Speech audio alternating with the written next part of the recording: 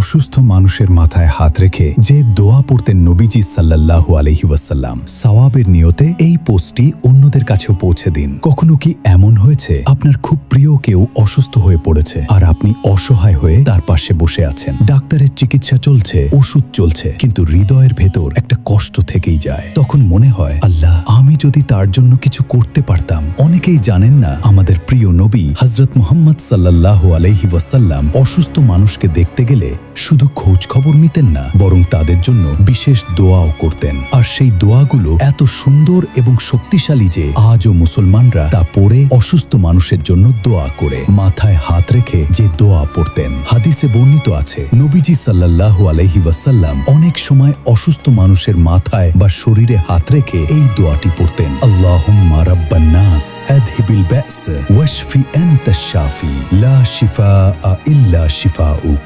শিফাআন লা ইউগাদিরু সাকামা। আল্লাহুম্মা রাব্বান নাস আযহিবিল বা'স ওয়াশফি আনতাশ শাফি লা শিফাআ ইল্লা শিফাউক শিফাআন লা ইউগাদিরু সাকামা। অর্থ, হে মানুষের প্রতিপালক আল্লাহ, কষ্ট দূর করে দিন। আপনি আরোগ্য দানকারী, আপনার আরোগ্য ছাড়া আর কোনো আরোগ্য নেই। এমন আরোগ্য দান করুন যা কোনো রোগ অবশিষ্ট রাখবে না। এই দোয়া কিভাবে পড়বেন? যদি আপনার পরিবারের কেউ বা পরিচিত কেউ অসুস্থ থাকে, তাহলে আপনি খুব সহজেই এই আমলটি করতে পারেন। 1. অসুস্থ ব্যক্তির মাথায় বা শরীরে আলতো করে হাত রাখুন। 2. আন্তরিকভাবে আল্লাহর কাছে আরোগ্য কামনা করুন। 3. এই দোয়াটি ধীরে ধীরে পড়ুন।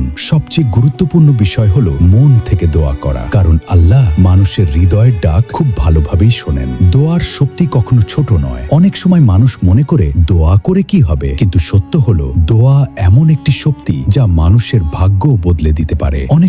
অনেক সময় ডাক্তার চিকিৎসা করেন, কিন্তু শিফা দেন আল্লাহ। তাই যখনই কোনো অসুস্থ মানুষকে দেখবেন, শুধু আল্লাহ শিফা দিক বলেই থেমে যাবেন না। নবীজির শেখানো এই সুন্দর দোয়াটি পড়ে দিন। হয়তো আপনার সেই ছোট্ট দোয়াটি আল্লাহর কাছে কবুল হয়ে কারো জীবনে সুস্থতার আলো ফিরিয়ে আনবে ইনশাআল্লাহ। ইসলামের যে কোনো বিষয় সুন্দরভাবে জানতে বুঝতে এবং মহা জরুরি মাসআলাগুলো সহজে পেতে আরশ বার্তাকে ফলো দিয়ে রাখুন।